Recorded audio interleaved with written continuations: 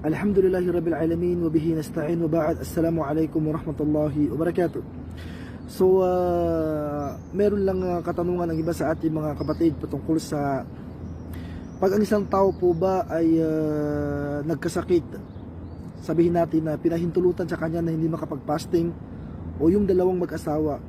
So, pwede ba silang makipagtalik sa araw na yan at hindi ba sila magkakaroon ng kafara? So, unang-una dito mga kapatid sa pananampalatayang Islam, open-minded po tayo dahil ito po ay batas ang pinag-uusapan natin dito at kailangan nating malaman. Unang-una dito, sabi ng ating mga ulama, sa hadith ng Propeta sallallahu alaihi wasallam, na isa sa mga pinakamalaking kasalanan na magagawa ng tao sa buwan ng Ramadan ang makipagtalik ang lalaki o ang babae sa kanyang asawa. So ito po ay napakalaking kasalanan at ito po ay merong kafara. Hindi lang po ito tinatawag na papalitan mo yung fasting mo na yun, bagkus po mayroong pong kabayadan. Sa hadith ni Abi Hurairah radhiyallahu anhu, muttafaqun alayh, rawahu al-Bukhari wa Muslim, جاء رجل إلى النبي صلى الله عليه وسلم فقال يا رسول الله هلكت. Naiulat ni Abi Hurairah radhiyallahu anhu, merong isang lalaki na pumunta sa Propeta sallallahu alaihi wasallam at sinabi niya, ya Rasulullah, halaktu. Sabi niya, kumbaga, may nagawa ako ya Rasulullah. Sabi ng Propeta sallallahu alaihi wasallam, wa madak, ano ba yun? Ano ba yung nagawa mo? Sabi niya, waka'atu ala mraati fi nahri Ramadan. Nagalaw ko ang aking asawa sa umaga ng Ramadan. Nung marinig ito ng Propeta sallallahu alaihi wasallam, kanyang sinabi, kaya mo bang magpalayo ng alipin? Ito po yung kafara. Ibig sabihin, ito yung etkura ka ba? Sabi niya, la, hindi ko kaya. Sabi niya, kaya mo bang magpasting ng 2 buwan? Sabi niya, hindi ko kaya. Kaya mo ba na magpakain ng 60 na tao? Sabi niya, hindi ko kaya. So yun po ang kabayaran ng isang tao na tawag dito, ginalaw niya ang kanyang asawa sa buwan ng Ramadan. At ito po ay marami na sa ating mga ustad, sa ating mga ulama ang narinigan natin sa batas na ito.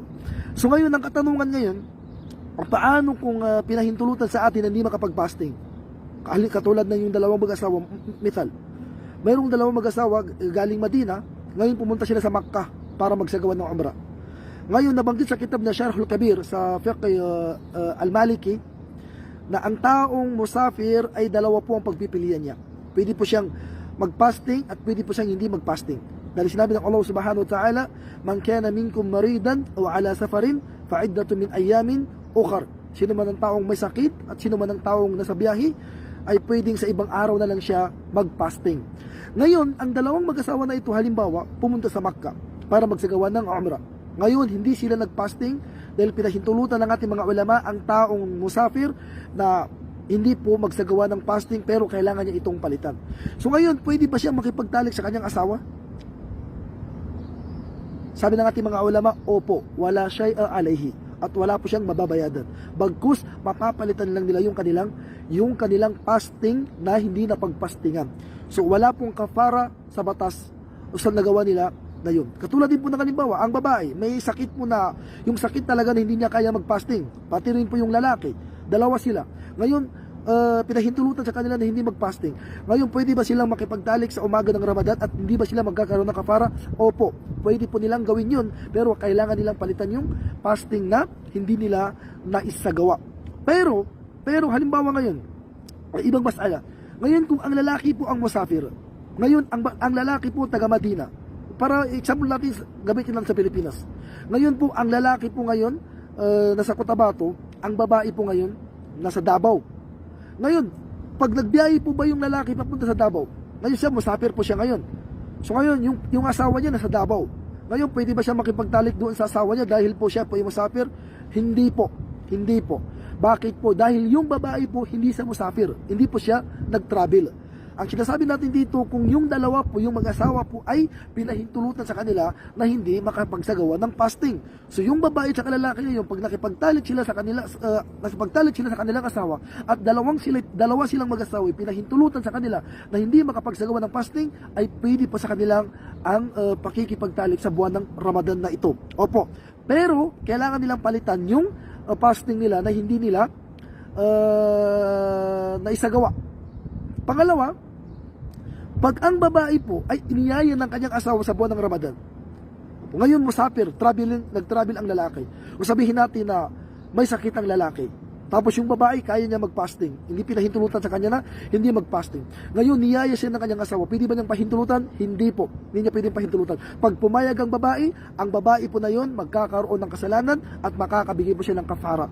Magpalaya ng alipin kung hindi niya kaya, mag-fasting ng 2 buwan kung hindi niya kaya, kailangan niya magpakain ng 60 na tao. So yun po ang batas.